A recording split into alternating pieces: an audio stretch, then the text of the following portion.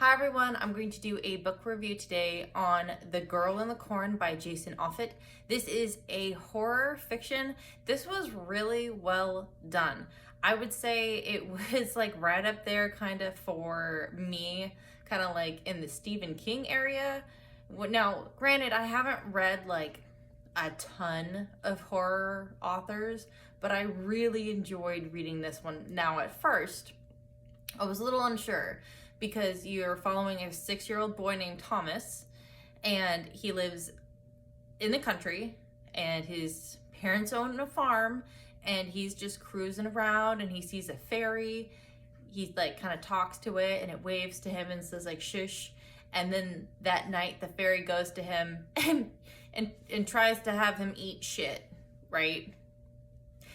Like like the fairy leaves him food, and it literally looks like dog shit, which just like it cracked me up.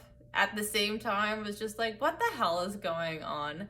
Now, part of it, there were parts to me that I was listening to because I listened to the audiobook, and as a 6-year-old, like the boy Thomas was thinking about not telling his parents about the fairy he saw in the garden, which to me, I was like, well, that's not a real thing because 6-year-olds can't keep their mouths shut, right? Like they blab everything, which he does. He does. Thomas does tell his parents over dinner. He contemplates over it like a little bit, but then ends up telling them. So I was like, okay, well, there you go. Now, throughout this story, you follow not only Thomas, but this other guy named Bobby, and I'll get to him in a little bit. Like I said, when we start out with Thomas, he's 6.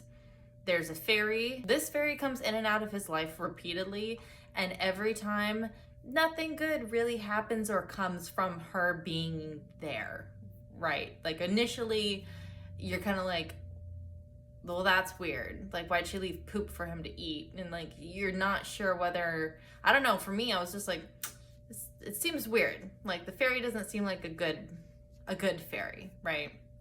Because she sits there and she tells him like something bad is coming to his world and his mom and his dad are gonna die. Doither is the actual bad guy. He is like the entity, the world eater from like another dimension or another realm, basically.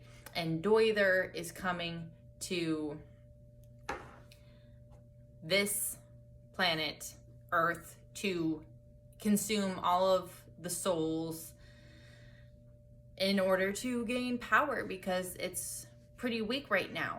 And the only way it can do that is by coming through Bobby, because Bobby's open like a door, and Thomas is kind of open like a door too. And that's how the fairy was able to find Thomas, is because Thomas is like one of those doors that those entities can come through by being in their presence. When he gets older, like Thomas goes into the house and there's some weird little kid footprints in there, and he gets his dad, and his dad comes in and calls his brother-in-law Boyd. So that's Thomas's uncle, who is the sheriff. And the sheriff comes, and when this was going on, I was not sure whether or not he was actually going to be able to see the little girl slash fairy, just because usually adults can't see those magical things that go on. But he does. And she is so creepy. Like her whole mouth is just full of needle-like teeth, which the way these characters and situations are described is horrifying. Horrifyingly good, that is. So she's got just like her whole mouth is full of needle teeth, and she's really creepy, and she can just like disappear out of a blink of an eye. So Boyd, another adult or an adult, has seen this little girl fairy thing. Now, when Thomas is 10, the fairy tells him that the bad thing is coming. He has to use like a plastic toy snake to stab the evil creature, otherwise it's going to take over the world. Now, Thomas, being 10, ends up not stabbing the creature and gets bit by a coyote in the cornfield instead. He dies. Now, the only reason he lives is because his mom was able to do CPR. Their whole entire cornfield was lit on fire somehow. Magic was lit on fire. And Thomas, since then, has very little memory of what actually happened in the cornfield that night. That's at like 10. And 14, Thomas is still going like in and out of I was not gonna say facilities, but like he's having a hard time sleeping, and he ends up going to kind of like a mental institution that's supposed to help him sleep better at night. And this is where he meets Bobby. And Bobby is a psycho. Like, at first you're sitting there listening to Bobby's point of view, and Bobby doesn't come into play, and for a little bit. He's the same age as Thomas. Bobby can hear people's thoughts. So he hears all the bad stuff that his mom and his dad think about each other, about themselves. His dad is having an affair, and like, I guess they're super religious. Like, they set an extra plate at the table every night for Jesus. And his dad like takes them all camping when Bobby's 14. And while they're camping, Bobby goes to fill up the water jug, and he gets this bad feeling. And when he gets this bad feeling, he knows like someone bad is coming. And here comes like a 16-year-old boy, I think, someone around Bobby's age, and wants to show Bobby a dead turtle. Bobby knows that this boy is not a good boy. He's a naughty boy. So Bobby grabs a chunk of broken cement and just tells the boy, like, well, I'm going to throw it in the water at the lake when you show me the turtle. Right? They get to the lake, and Bobby's like, where's the turtle? And the boy's like, there is no turtle.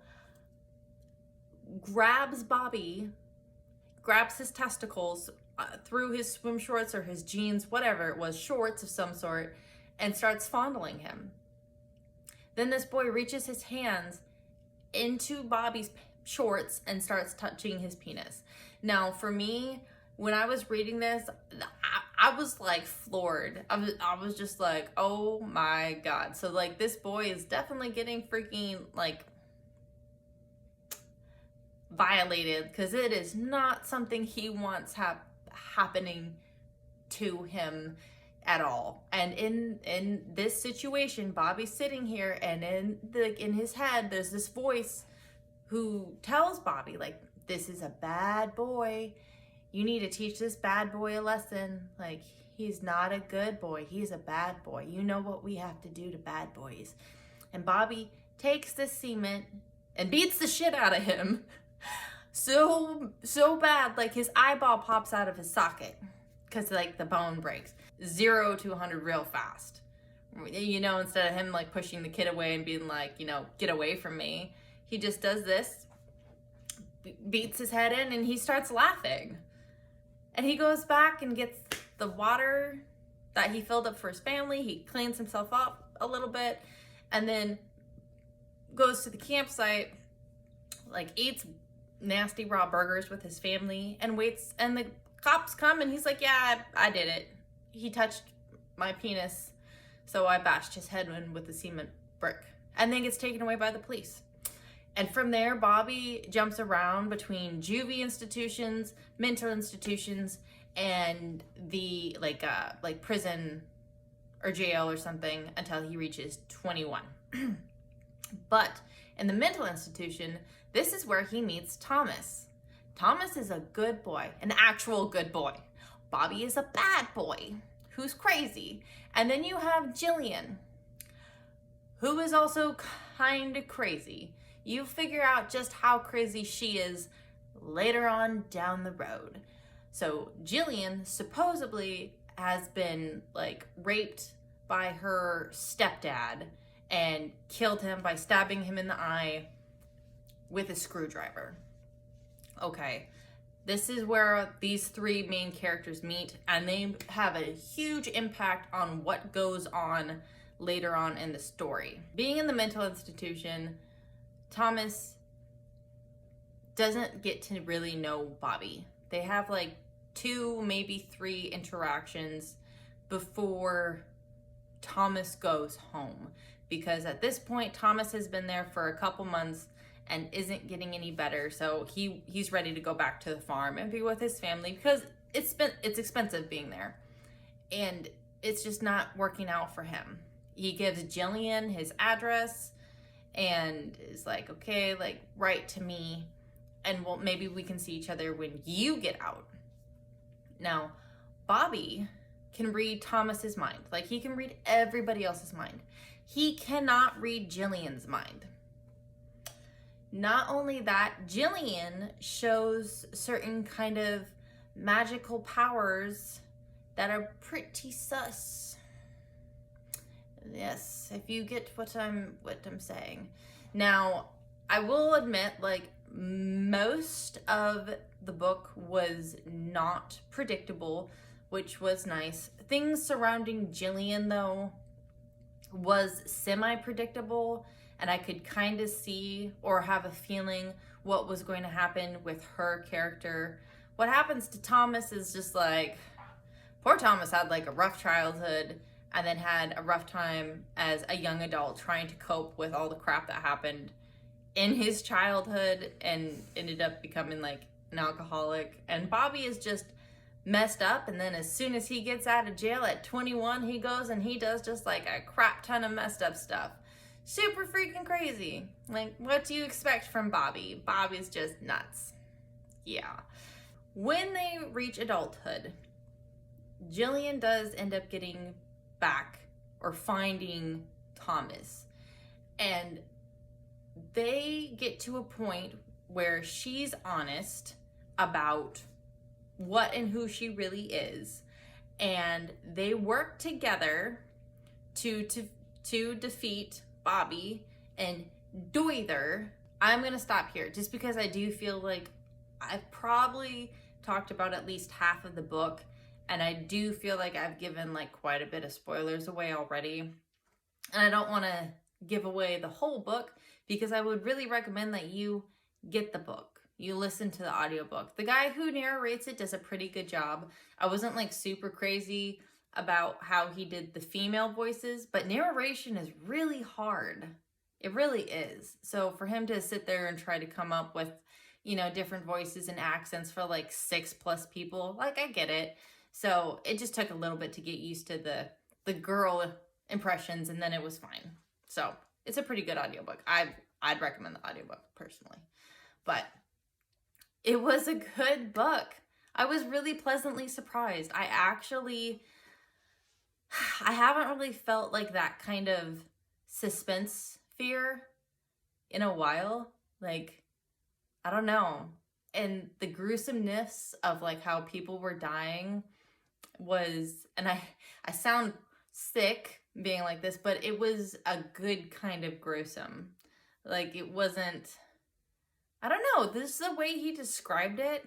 You feel like I could see it in my mind's eye, how he was describing these scenes. I was just like, well, damn, like that's pretty gross. Like, that's pretty serious. So I thought it was well done. I liked it. Anyway, I appreciate you guys watching. I hope you have a wonderful day, and I'll see you guys next time. The next book that I am currently listening to right now is The Blackest Heart, and hopefully I will have it done and completed within like a week or two. And then after that one, I'm going to do a Jeannie Frost book. I think I said her name right. So yeah, I'll see you guys later. Bye, everyone.